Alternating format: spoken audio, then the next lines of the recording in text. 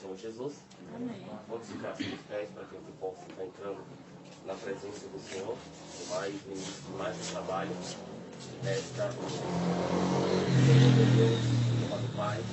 Neste momento, Senhor, queremos para entrar em Tua presença, queremos agradecer, Senhor, por este momento, por esta oportunidade, pelo início, Pai, desse trabalho, Senhor, aqui nesta cidade. O Senhor sabe todas as coisas, o Senhor conhece, Senhor, todas as coisas, todos os projetos e todos os objetivos. Ó Pai, que o Teu nome venha a ser glorificado, meu Pai, nesta noite, venha a ser exaltado, Senhor. Que o Senhor possa estar nos alimentando cada vez mais da Tua palavra, em nome de Jesus. Amém. Glória a Deus. Eu quero aqui trazer algo da parte do nosso Deus, que se encontra aqui no Evangelho de São João, capítulo 3, e o versículo 16, que diz assim: porque Deus amou o mundo de tal maneira que deu seu Filho unigênito, para que todo aquele que nele crê não pereça, mas tenha a vida eterna. A igreja possa aceitar, em nome do Senhor Jesus, que eu possa trazer algo da parte do nosso Deus nesse versículo, onde a própria palavra diz que Deus amou o mundo. Essa palavra mundo, nesse contexto, ele não está simbolizando a terra, mas simboliza os moradores da terra, as pessoas, os seres humanos, o qual Deus, com este amor tão grande, ele determinou e permitiu que o Filho Jesus Cristo morresse na cruz para assim dar vida àquele que crê. Então nós temos esta oportunidade de crer em Jesus e ter a certeza de uma salvação que não é aqui na terra, onde muitos esperam que sejam aqui. Mas o próprio Jesus diz lá em João 14 que a morada onde iremos morar não é aqui na terra, e sim lá no céu. Então o nosso Jesus, ele teve em união com o Pai este amor que ele demonstra na cruz, que ele demonstrou e continua demonstrando a cada momento que vai acontecendo, a cada dia na nossa vida. Ele está presente na nossa vida e continua no controle de todas as coisas. Que Deus continue assim nos abençoando. Eu quero assim convidar o departamento de louvor, o louvor, a Vanessa, vai estar glorificando em nome do Senhor Jesus, e logo após a irmã Eliane também já está glorificando esse Deus maravilhoso. Amém.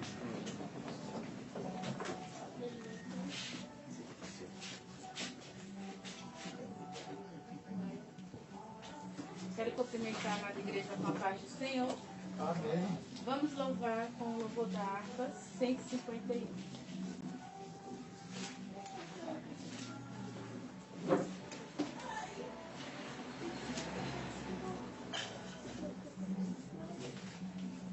Aleluia.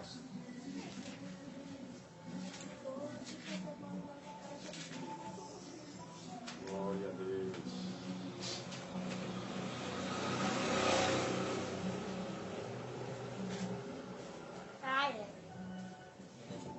Amém? Fala, Jesus querido, fala-me hoje sim. Fala com tua bondade, fica ao pé de mim. Meu coração aberto está pra tua voz ouvir. Enche-me de louvores e gozo pra te servir. Fala-me suavemente, fala com muito amor, vencedor para sempre, livre te hei de pôr. Fala-me cada dia, sempre em terno tom. Ouvi tua voz eu quero, e neste mesmo som, para teus filhos fala, e no caminho bom, pela bondade bondade os guia, a fé de um santo dom, quereram consagrar-se para suas vidas dar, obedecendo a Cristo e com fervor amar.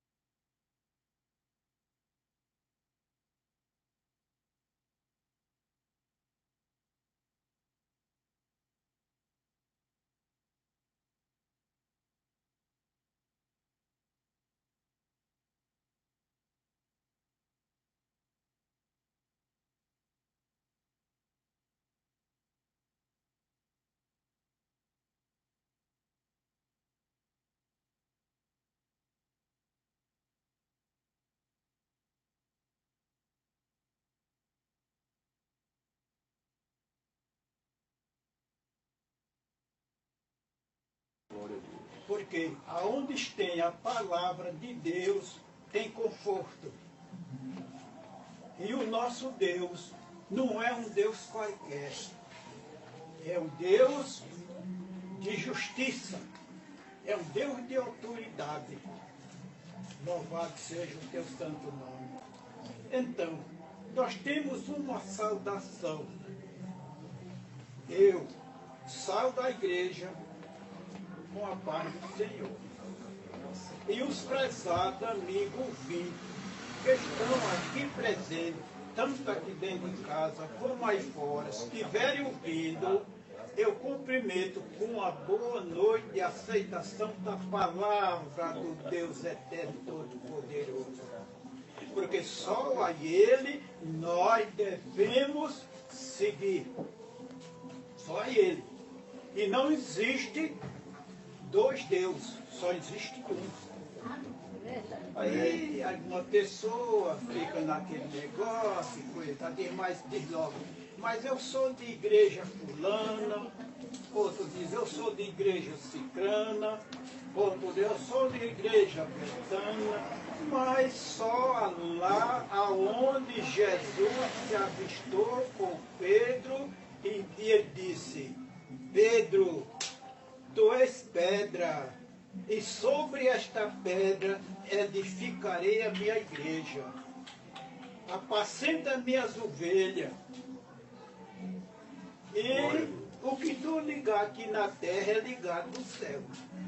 E que desligar na terra é desligado no céu. Agora, uma coisa me chama a atenção. Jesus dizer, a minha igreja.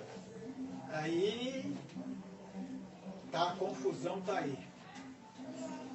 Minha igreja. Jesus disse, mas ele nem diz que era igreja cicrana, nem betana, nem igreja. Ele não deu o nome da igreja dele, ele só fez dizer, minha igreja. Também ele disse que aonde tiver 2 ou 3 reunidos no nome dele, ele está aqui presente. Quem diz amém? Amém. Quando vocês creem que Jesus está aqui presente, Amém. é palavra dele. Não é palavra minha, que eu não sou de nada, nem conheço de nada. Agora, o meu superior, Jesus Cristo, esse conhece todas as coisas. Tá bom, pastor? Amém.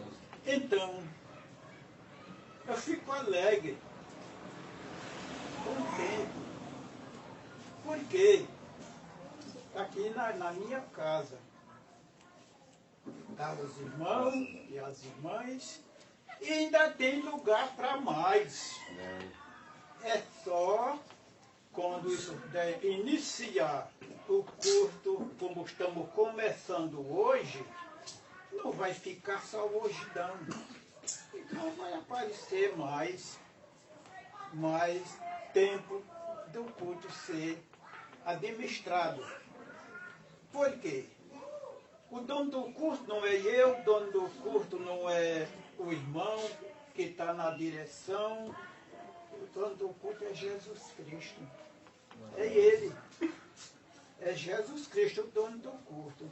Mas tem muitas diferenças por aí, onde vai de um canto, outro vai para outro. Uma coisa eu falo para os irmãos e os prezados amigos ouvintes. O que não está aqui dentro, eu não acompanho. Não, senhor. Por quê? O senhor não acompanha? Porque o próprio Jesus disse que a Bíblia é o livro da nossa regra de fé. E disse ele mais, e são elas que de mim testificam. Então a Bíblia não é testificando de mim não, é de Jesus. Testifica de Jesus. Então, é onde está aí a diferença. Mas, cada um faça a sua parte. Lá onde... Pode entrar. Mas eu... Lá onde Judas Cariote traiu Jesus. Vocês já viram na Bíblia de vocês têm.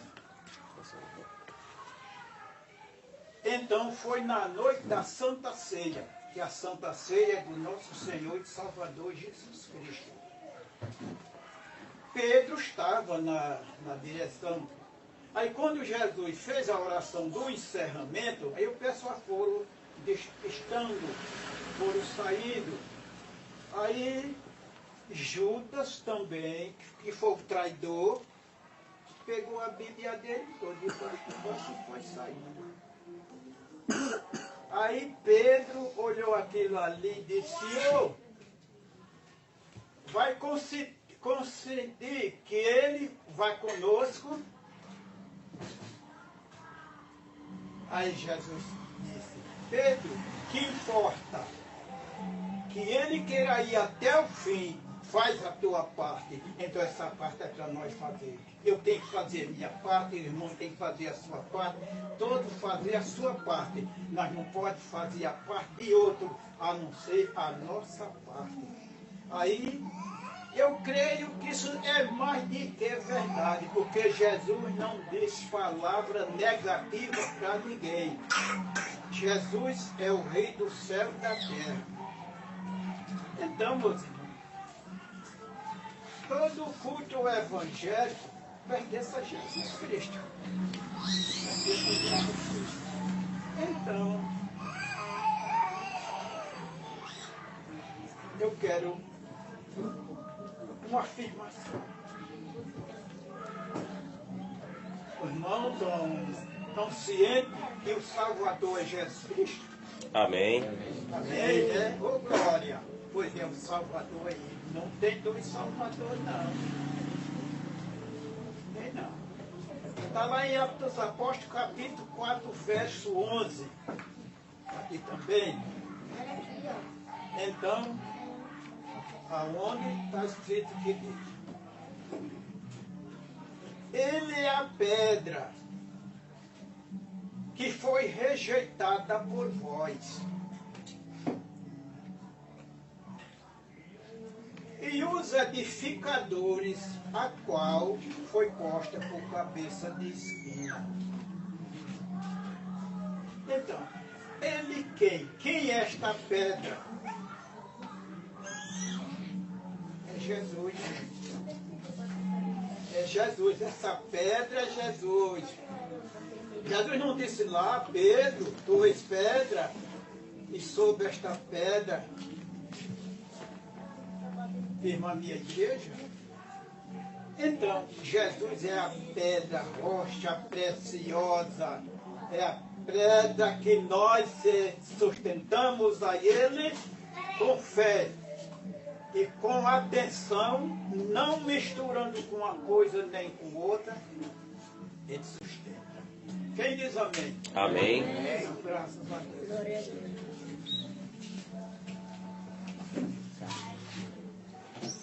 Graças a Deus, aí ouvimos a saudação do pastor José Antônio, né? Quero assim já, no primeiro momento, agradecer a todos que estão aqui presentes, né? Os irmãos que estão aqui presentes, glória a Deus.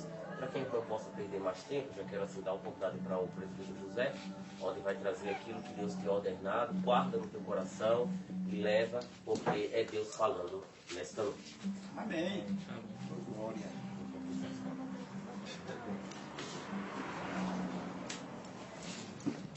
Quero cumprimentar a todos os irmãos com a gloriosa paz do Senhor Jesus. Amém. Que Deus continue abençoando os irmãos. É uma alegria estar aqui, iniciando aqui esse trabalho na casa do nosso irmão, pastor José Antônio. Que Deus continue abençoando a vida dele, a família dele. Cada um dos irmãos que estão aqui presentes. E hoje é o primeiro dia. Hoje é o primeiro dia e esperamos que Deus ele continue nos abençoando para que essa obra, assim como foi falado, esse trabalho possa crescer com o propósito de alcançar almas. O nosso propósito, o propósito da missão de fé é pregar o Evangelho. Pregar o verdadeiro Evangelho, o Evangelho genuíno. Assim como os servos do Senhor, os apóstolos, os profetas pregaram a palavra de Deus genuína, verdadeira. Assim nós temos esse propósito, essa missão de levar a verdade da palavra de Deus às pessoas. E eu quero convidar os irmãos nessa noite para abrir as nossas Bíblias na primeira epístola do apóstolo Pedro, no capítulo 1, primeira epístola do apóstolo Pedro, capítulo 1.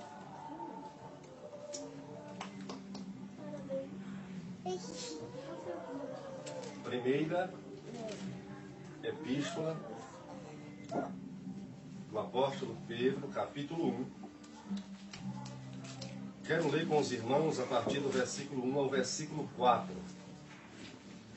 Na minha tradução está escrito assim: Pedro, apóstolo de Jesus Cristo, aos estrangeiros dispersos no Ponto, Galáxia, Capadócia, Ásia e Bitínia, eleitos segundo a presciência de Deus Pai, em santificação do Espírito para a obediência e aspersão do sangue de Jesus Cristo.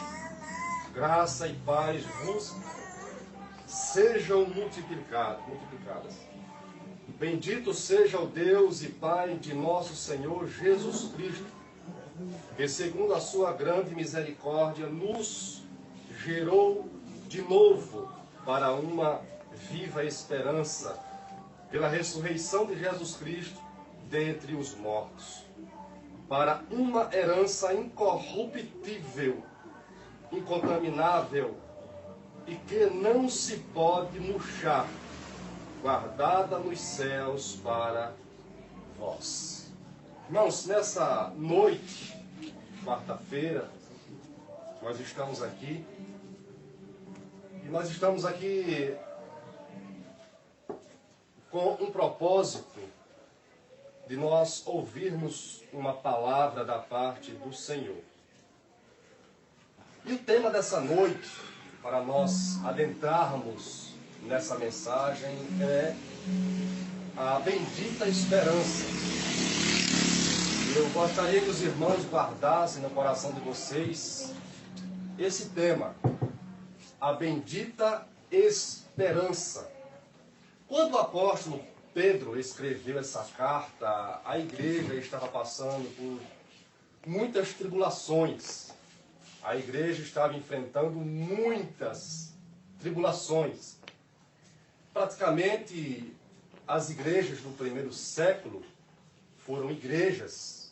Igreja, quando se fala igreja, são pessoas, povo de Deus, que se reúnem em determinado local para servir ao Senhor. Enfrentaram muitas tribulações por intermédio de perseguições ali no Império Romano, começando em Jerusalém pelos judeus que não aceitavam, que não acreditavam em Jesus como Messias, e se estendendo por todo o Império Romano.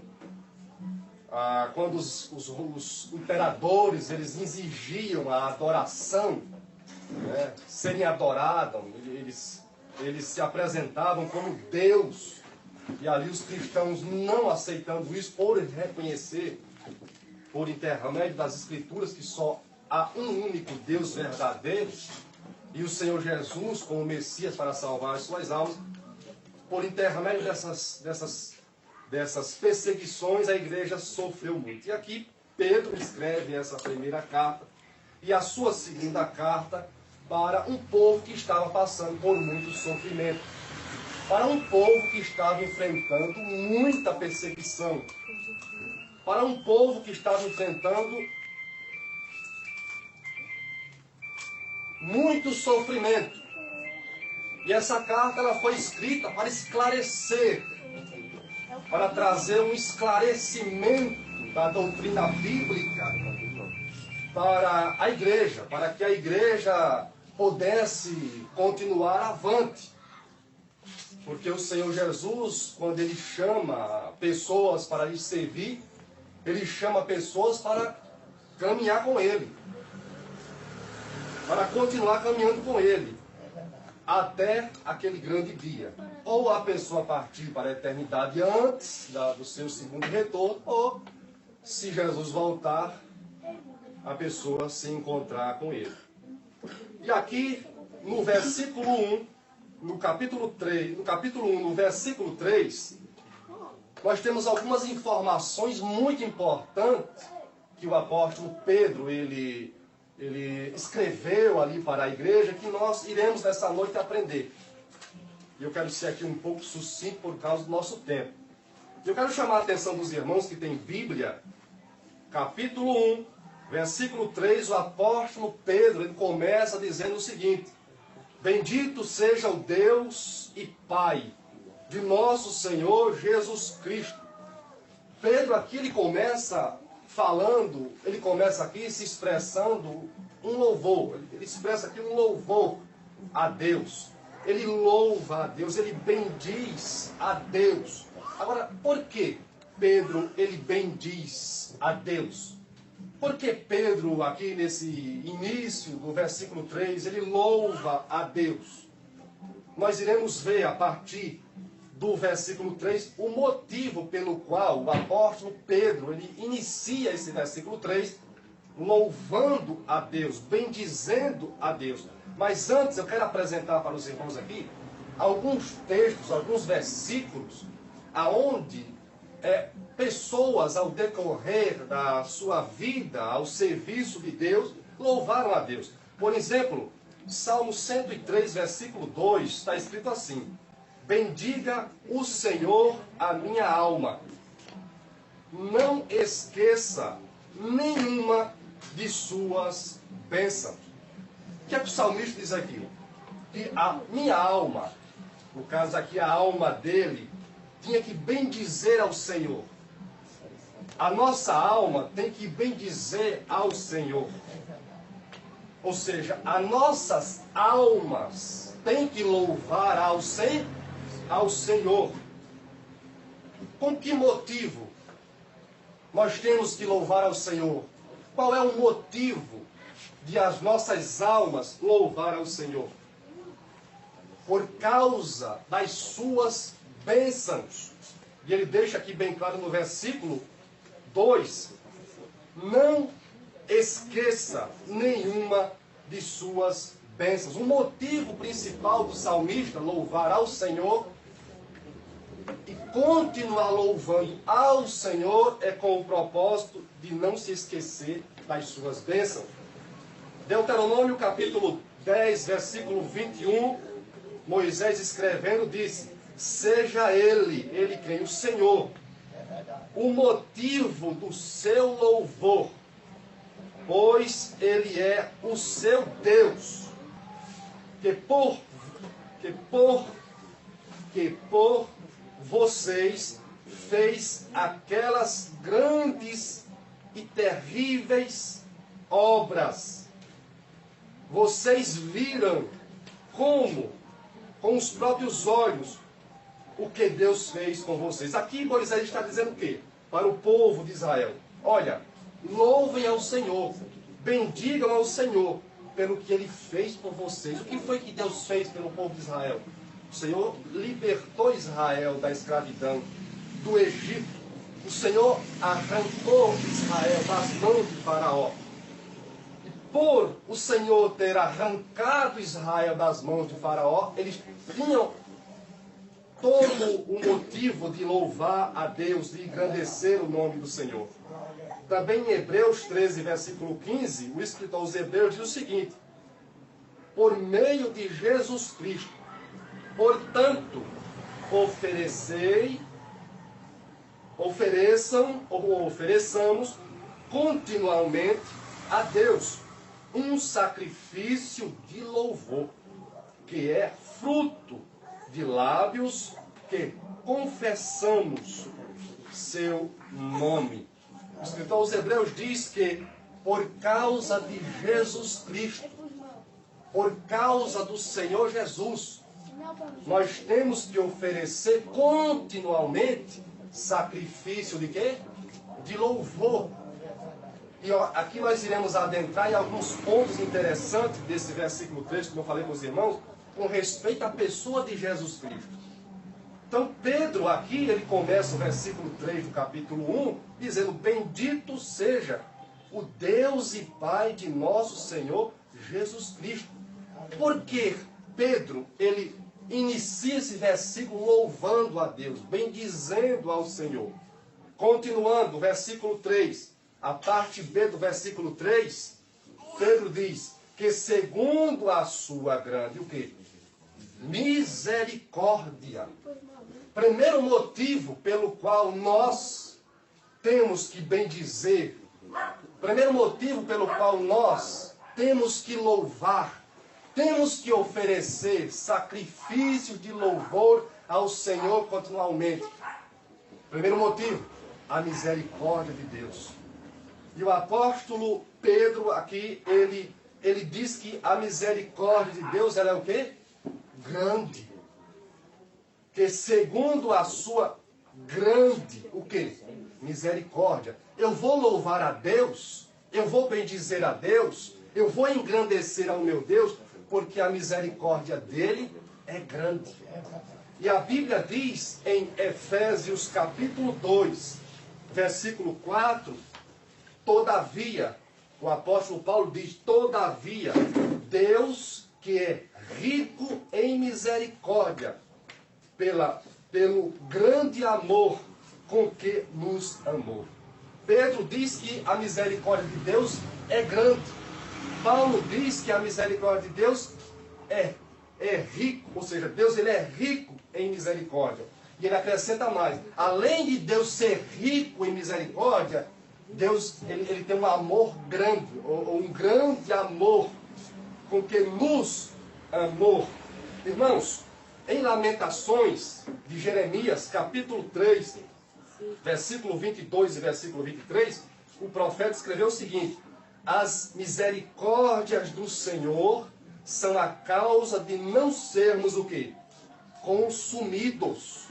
Porque as suas misericórdias não têm fim. Versículo 23 diz: novas são cada manhã. Grande é a tua fidelidade. Jeremias, escrevendo, diz que as misericórdias do Senhor não têm fim. E elas se renovam a cada manhã. Então, Pedro, ele inicia o versículo 3 louvando, bendizendo e engrandecendo ao Senhor com louvores por causa da misericórdia do Senhor. Irmãos, é uma coisa muito interessante nós entendermos esse ponto aqui concernente à misericórdia do Senhor. Nós iremos ver aqui algo muito interessante com respeito a isso aqui. Quando nós adentramos na parte C do versículo 3 do capítulo 1 de 1 Pedro, o apóstolo Pedro diz o seguinte: ele bendiz ao Senhor por causa da sua grande misericórdia, que nos o quê? Gerou de novo. Ou seja, ele louva a Deus, ele bendiz a Deus por causa da sua misericórdia. Sua misericórdia é grande. E a sua misericórdia não tem fim. Deus é um Deus que a sua misericórdia é rica. É um Deus riquíssimo em misericórdia. E as suas misericórdias se renovam a cada manhã. Agora veja algo interessante aqui. Pedro louva ao Senhor por causa das misericórdias de Deus. As misericórdias de Deus são a causa, ou foi a causa, de nós termos a oportunidade de sermos gerados de novo. Se não fosse as misericórdias de Deus, ou se não fosse a misericórdia de Deus, se Deus não tivesse manifestado a sua misericórdia para conosco, nós não teríamos a oportunidade de sermos gerados de novo. E eu quero aqui acrescentar dois itens importantíssimos para que chegasse às pessoas que têm a oportunidade de ser gerado de novo, que é a misericórdia de Deus e o amor de Deus. A misericórdia de Deus se manifestou, o amor de Deus se manifestou para que pessoas, para que homens, para que pecadores tivessem a oportunidade de serem regenerados, tivessem a oportunidade de nascerem de novo, tivessem a oportunidade, em outras traduções, de ter uma nova vida. João capítulo 3, versículo 3, o Evangelho de João capítulo 3, versículo 3, Jesus trazendo uma resposta para Nicodemos, veja o que Jesus disse. Jesus respondendo, disse-lhe: na verdade, te digo, que aquele que não nascer de novo, não pode ver o reino de Deus. Então, o homem, para entrar no reino de Deus, ele precisa o quê? Nascer de novo. O homem, para entrar no reino de Deus, ele precisa de quê? De ser gerado de novo. O homem, para entrar no reino de Deus, ele precisa de quê? De ter uma nova vida. E essa nova vida é em quem? Na pessoa do Senhor Jesus Cristo. Mas veja o que Paulo diz aos Efésios, capítulo 2, versículo 4 e versículo 5. Todavia, Deus, que é rico em misericórdia, pelo grande amor com que nos amou, deu-nos vida com Cristo, quando ainda estávamos mortos em transgressões, pela graça vocês são salvos. Olha o que é que o apóstolo Paulo escreveu aqui. Primeiro ele diz que Deus, ele é rico em misericórdia e o seu amor é grande. Ele diz aqui que foi Ele, não foi nós, foi Ele que deu-nos vida. E qual era o nosso estado quando Deus nos deu vida? Estou falando de nós que estamos aqui crentes. Qual era o meu estado antes de eu ser o que eu sou hoje? Qual era o seu estado antes de você ser o que você é hoje? No estado de morte. Você estava morto. Morto em quê? Nos seus delitos em seus pecados, em transgressões. No versículo 1 do capítulo 2, é um texto que corrobora com o versículo 4, com o versículo 5. Paulo, ele deixa bem claro: e ele vos vivificou, estando vocês mortos em delitos e pecados. Veja, quem é que vivifica o homem pecador?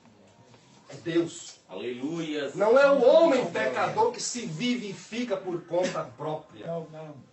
Não é o homem pecador que é salvo por conta própria. Ele é vivificado por Deus. Deus precisa vivificá-lo. Ou seja, precisa dar-lhe vida para que ele possa ter vida eterna, para que ele possa ser salvo. Então veja, Pedro, ele louva ao Senhor por causa da grande misericórdia de Deus. Porque, segundo a sua grande misericórdia, ele nos gerou. Ou seja, a misericórdia de Deus nos deu essa oportunidade de nós, pecadores, sermos gerados de novo. A partir de que, irmãos? Uma coisa nós temos que entender, é a partir de que? Qual é o veículo? Nós temos que entender, nós temos que aprender, nós temos que pôr em prática o Evangelho. Qual é o veículo pelo qual Deus ele faz uma obra na vida do pecador?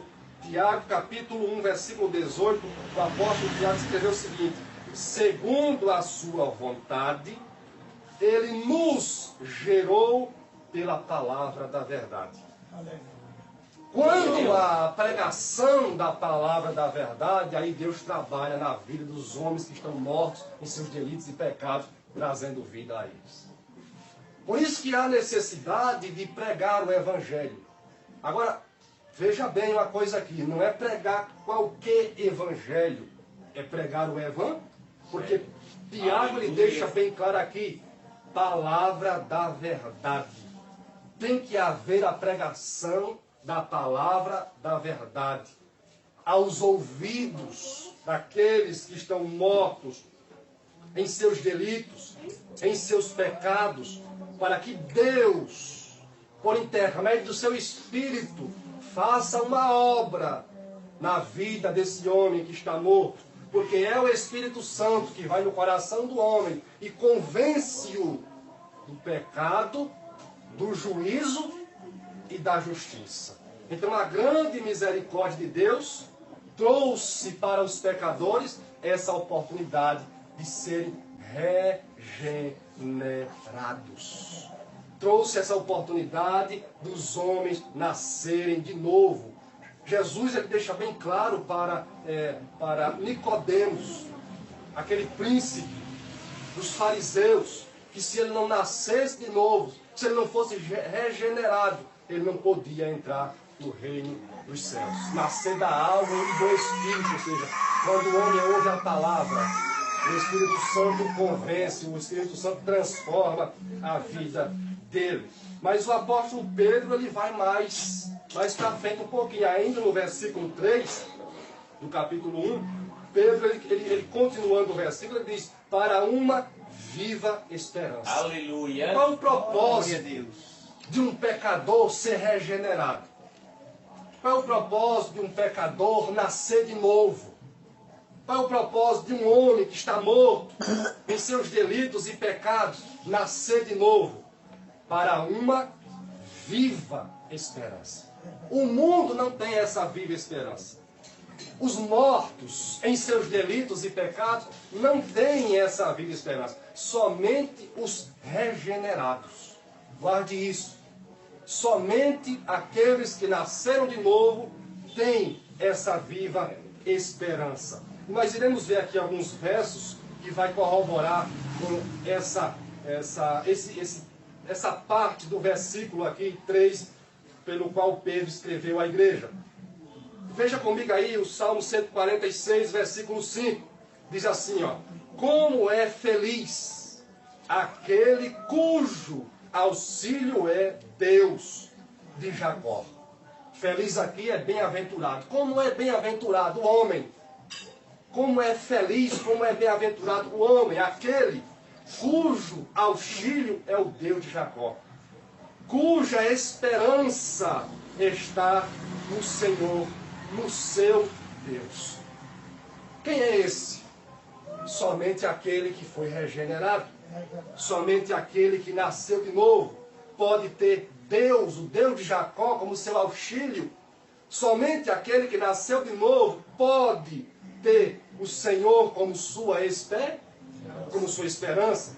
Efésios capítulo 1, versículo 18, Paulo escreveu o seguinte: oro.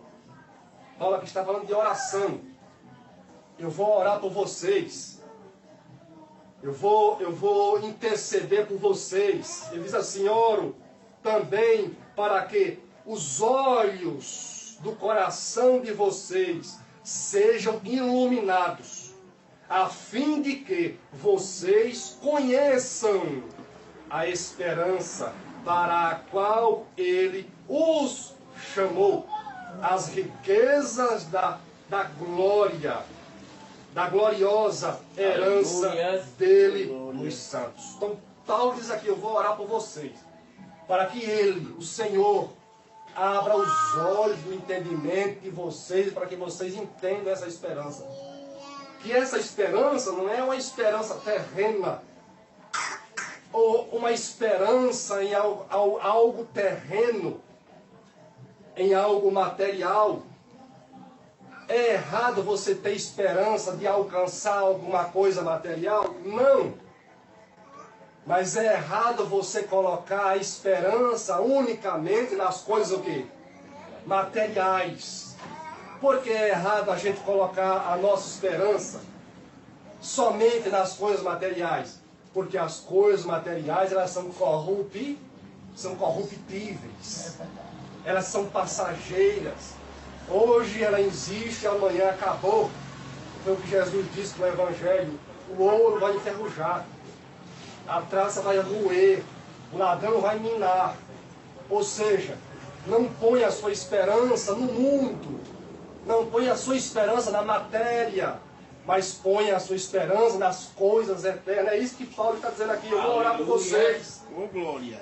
Eu vou orar pela vida de vocês, para que Deus abra os olhos do entendimento de vocês, para que vocês entendam a esperança do Evangelho. Qual é a esperança do Evangelho? Vocês sabem qual é a esperança do Evangelho? Romanos capítulo 5, versículo 1 e versículo 2. Olha o que Paulo fala aqui em Romanos 5, verso 1 e verso 2.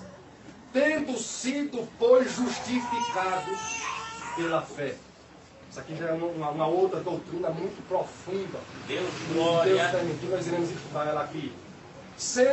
Tendo sido, pois, justificados pela fé, temos paz com Deus, por nosso Senhor Jesus Cristo, por meio de quem obtivemos acesso pela fé a esta graça, na qual agora estamos firmes.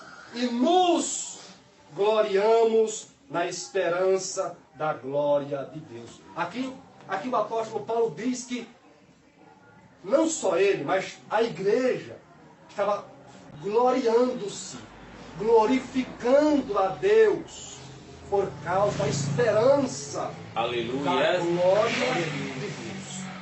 Será que nós estamos glorificando a Deus?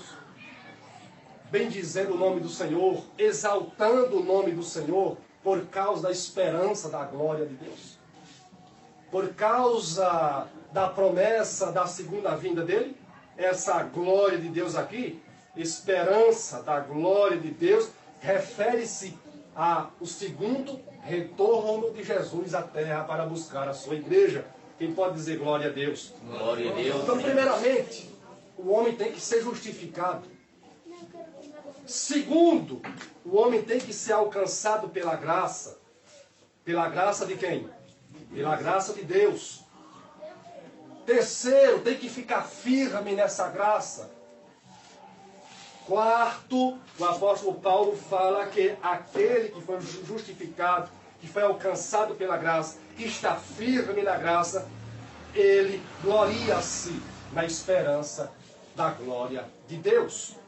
Mas o apóstolo Pedro, ele vai um pouco mais longe. E ele diz o seguinte: tudo isso aconteceu e continuará acontecendo por causa da ressurreição de Jesus Cristo dentre os mortos. Veja o que foi que aconteceu. Eu precisei falar tudo isso para os irmãos. Estou falando aqui um pouco rápido por causa do nosso tempo. Veja o que foi que aconteceu. Eu tive que falar tudo isso aqui para chegar nesse ponto aqui.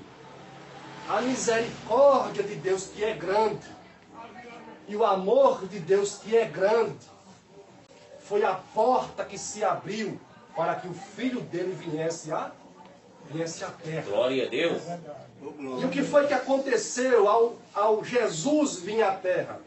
Segundo aos Coríntios 5:2, ou segundo aos Coríntios 5:21, o texto é bem claro em dizer para nós aqui, ó: em Cristo não havia pecado. Quem pode dizer amém? Amém. Amém. Veja só o ponto aqui, ó. 1 de Pedro, capítulo 1, versículo 3, parte E do versículo 3. Pela ressurreição de Jesus Cristo dentre os mortos. O que foi que a ressurreição de Jesus Cristo dentre os mortos trouxe para nós? Segundo aos Coríntios 5:21, Paulo escreveu o seguinte: em Cristo não havia pecado, mas Deus colocou sobre Cristo a culpa dos nossos o quê? Pecados. Dos nossos pecados. Para que nós, em união com Ele, vivamos de acordo com a vontade de Deus. Ele não tinha pecado, mas Deus colocou o nosso pecado em Jesus. Então, todo aquele que nele crê, depositar sua fé, estiver em união com ele, esse está em um estado de obediência. Porque a fé, ela leva aquele que passou por esse processo à obediência. Outro texto interessante, dentro desse versículo aqui, dessa parte do versículo aqui, Paulo escreveu, 1 aos Coríntios, capítulo 15, versículo 3 e versículo 4, Paulo escreveu o seguinte: porque primeiramente vos entreguei o que também recebi, que Cristo morreu por nossos pecados, segundo as Escrituras, e que foi sepultado, e que ressuscitou ao terceiro dia, segundo as Escrituras. A morte de Jesus, a carne de Jesus levou o nosso pecado. O pecado dos eleitos. Na realidade, existe aqui uma coisa que a gente temos que explicar. É o Evangelho quem nos esclarece isso, que ele veio para salvar os seus eleitos. Existe no planeta Terra, aí, espalhado no planeta Terra, os eleitos de Deus. Somente os eleitos são aqueles que vão passar por esse processo. Então, o que é que Paulo fala aqui? Primeiramente, ele recebeu o nosso pecado, morreu por causa do nosso pecado, foi sepultado, mas ele ressuscitou ao terceiro dia. Jesus não ficou na sepultura. Jesus se levantou da sepultura. Diz o texto sagrado que Deus o ressuscitou dentre os mortos. E em Jesus Cristo, ou na ressurreição de Jesus Cristo, nós temos vida. Quem pode dizer glória a Deus? Na ressurreição de Jesus Cristo, nós temos vida. Ninguém pode ter vida, que é a nova vida, a regeneração, o novo nascimento. É aquilo que Paulo escreveu: se alguém está em Cristo, as coisas velhas, e eis que tudo, então em Cristo há uma nova vida. E essa nova vida é a vida, uma vida transformada. Agora, para que tudo isso? Por que foi que Pedro caminhou essa caminhada toda, trazendo essas explicações para os irmãos? Os irmãos tinham que louvar ao Senhor. Louvar ao Senhor por quê? Por causa da sua grande misericórdia, por causa do seu grande amor. Aleluia. O seu grande amor, a sua grande misericórdia foi uma porta que se abriu para Jesus vir, para que através da sua morte, para que através da nossa fé nele, nós pudéssemos ser regenerados e ter uma nova vida. tem uma viva esperança. Essa viva esperança, essa nova vida e essa viva esperança é em que, irmãos? Para que, presbítero Elias, o pecador, ele necessita de uma nova vida e de uma viva esperança?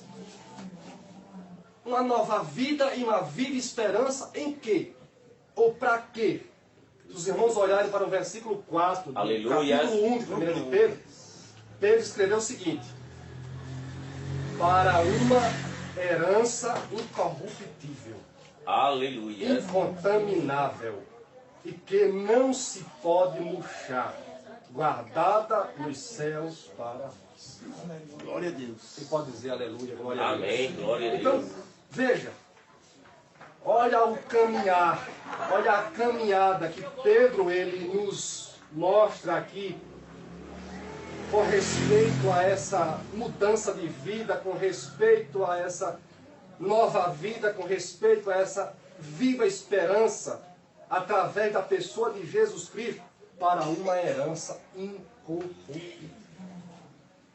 Mediante, irmãos, aquele sofrimento ou aquele grande sofrimento que a igreja estava passando, porque o sofrimento era muito grande. Os irmãos lendo todo o capítulo 1 de 1 de Pedro, os irmãos vão ver que ali a fé deles, Pedro diz que a fé daquela igreja estava sendo purificada como o ouro do ourives. Você imagina, a fé deles estava pondo à prova como o ouro do ourives. Então o sofrimento deles era muito grande, não se compara. Se alguém aqui estiver passando por algum tipo de sofrimento, por algum problema, enfrentando alguma dificuldade, alguma adversidade, alguma tribulação, não se compara. Porque aqueles irmãos ali, eles eram queimados vivos, eles eram transpassados por lanças, por espadas, eles eram jogados nas arenas dos leões, eles eram jogados em precipícios com estacas apontadas no fundo, eles eram ridicularizados, eles eram atribulados, tentados de todas as maneiras que vocês possam imaginar.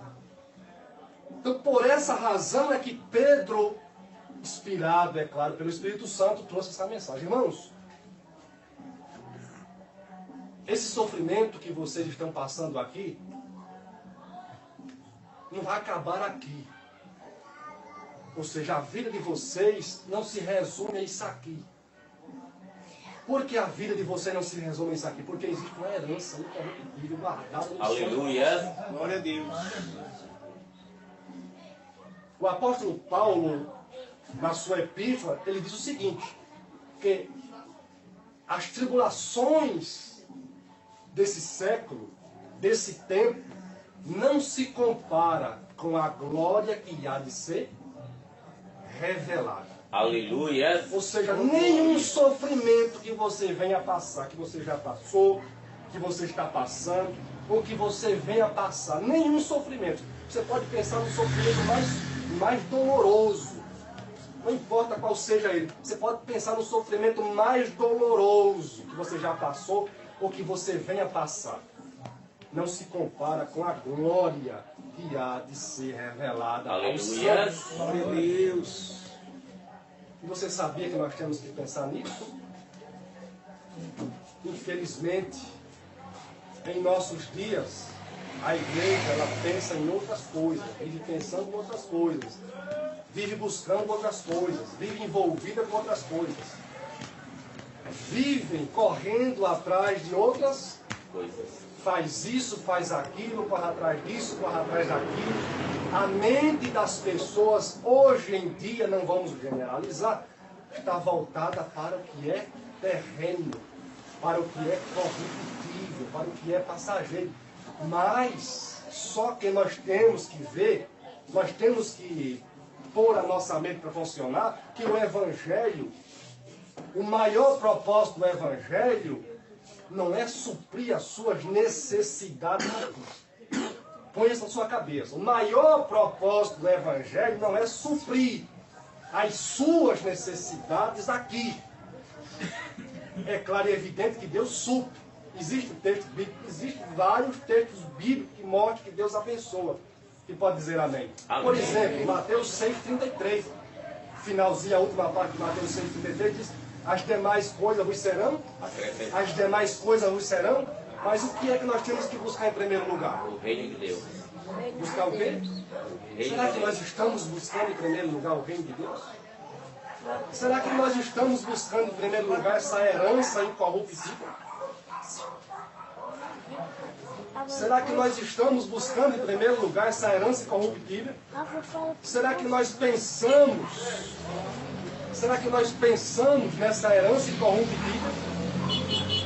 Será que nós anelamos por essa herança incorruptível? Será que quando nós vamos orar, nós choramos? Nós choramos, não de tristeza, nós choramos de alegria, regozijando na presença de Deus por causa dessa viva esperança que há em nossos corações? Ou quem sabe nós nem temos essa viva esperança no nosso coração? Se alguém nessa noite não tiver essa viva esperança, o Espírito Santo vai fazer nascer no seu coração essa viva esperança. Aleluia. Glória. Então veja aqui para a gente encerrar, caminhando para a conclusão. Pedro diz: para uma viva esperança. Eu glorifico a Deus, eu louvo a Deus, eu bendigo a Deus pela sua grande misericórdia. Que por intermédio da sua grande misericórdia, Ele nos deu a oportunidade de sermos gerados de novo, de nascermos de novo, para uma viva esperança, para uma herança incorruptível, guardada nos céus para nós. A herança ela é o quê? Incorruptível, incontaminável, e que não se pode o quê? Murchar. Aleluia. E não se pode o quê? Está guardada no quê? Esse versículo aqui é um versículo muito forte. Aleluia. Para a gente encerrar, o que é nessa terra que é incorruptível? Tem alguma coisa incorruptível nessa terra? Não tem, não. Não existe nada incorruptível. O que é uma coisa incorruptível? Que não se corrompe. Que não se corrompe. O que é nessa terra que não se corrompe? Existe alguma coisa aqui nessa terra que é incontaminável? O que é incontaminável? Não existe nada incontaminável nessa terra. O que é nessa terra que não murcha? Que não acaba? Não murchar aqui é acabar. É se desfazer. O que é nessa terra que não se desfaz? O que é nessa terra? O que é nessa terra que está seguro? Existe alguma coisa segura? Não. Nada é seguro nessa terra. Você pode observar que as pessoas estão se trancando em 7 chaves. Mas impede de o mal atacá-las? Não. Não impede. Agora veja aqui a promessa de Deus para os seus servos, para os seus santos. Uma herança que não se corrompe, que não é contaminada, que não pode se contaminar, que não pode murchar, que não pode se desfazer e que está guardada nos céus. Aleluia. Amém, irmãos? Amém. Vou ficar por aqui e os irmãos guardem no coração de vocês essa mensagem. A bendita esperança. A igreja nesses últimos dias, nós estamos vivendo em tempos difíceis, em tempos muito difíceis. Os irmãos são testemunha disso. Mas nesses últimos tempos, nesses últimos dias, nesses tempos de muitas heresias, de muitas mentiras, de uma proliferação de falsos mestres, pregando mentiras, nós temos que se levantar para pregar a palavra da verdade. Eu quero convocar vocês, quero convocar cada um de vocês a isso. Em tempos difíceis, nós temos que se levantar para fazer a diferença, para pregar a palavra da verdade. Isso sempre aconteceu na história da humanidade.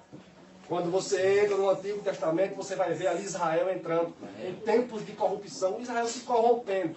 E no meio daquela corrupção, Deus levantava ali pessoas para restaurar, para que havesse uma restauração. Isso também na igreja, na história da igreja. A igreja, ela sempre teve as suas declinações para o mal, para o pecado, para a heresia, mas sempre Deus levantava pessoas para restaurar. Nós estamos vivendo em tempo que, irmãos? Difíceis. Então, é em tempos difíceis que Deus tem que levantar. Ou Deus levanta um povo para fazer a diferença. Então, que Deus continue abençoando a vida dos irmãos. Em nome de Jesus. Principalmente, como sempre a minha oração é essa, principalmente espiritualmente. Glória a Deus. A minha oração pela igreja, principalmente pela vida espiritual. Por que pela vida espiritual, principalmente? Em segundo lugar, a necessidade. Porque a vida espiritual, ela é o quê? Eterna. Aleluia. Há uma coisa muito diferente na vida dos cristãos, que é essa questão da eternidade. Na nossa vida não está resumida só aqui. Então, que Deus abençoe os irmãos que estão aqui presentes. Primeiro culto, congregação, missão de fé. Deus vai abençoar, em nome de Jesus. Também eu quero deixar uma saudação para os irmãos que estão aí ao vivo. Que Deus abençoe a vida de vocês, em nome de Jesus. Amém, irmãos? Quero convidar os irmãos para ficar de pé. Vamos fazer uma oração. Vamos agradecer a Deus por essa noite. Quero mais uma vez louvar a Deus pela vida do pastor Antônio, que tem cedido a sua residência para nós que estamos aqui para pregar a palavra de Deus. Os irmãos, fechem os olhos.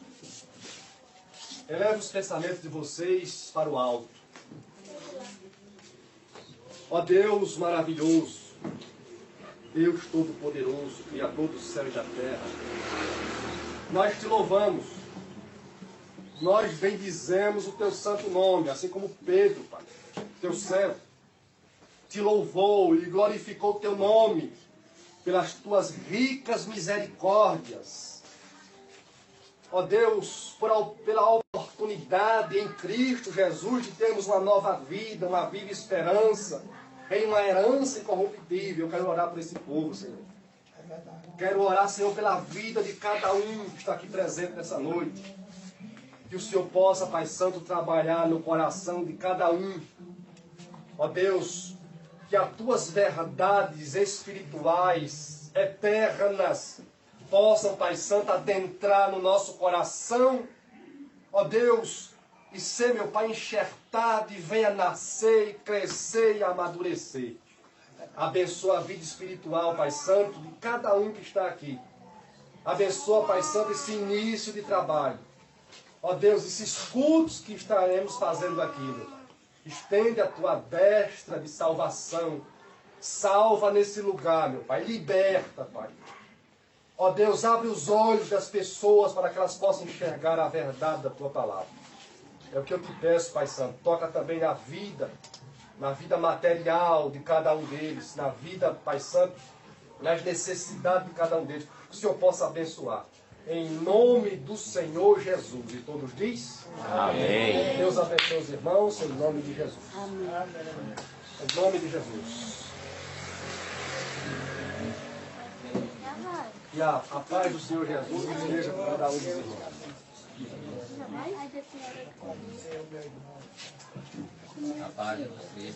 Passando aqui só para agradecer a vocês aí do canal, que Deus continue abençoando, e na próxima quarta teremos novamente.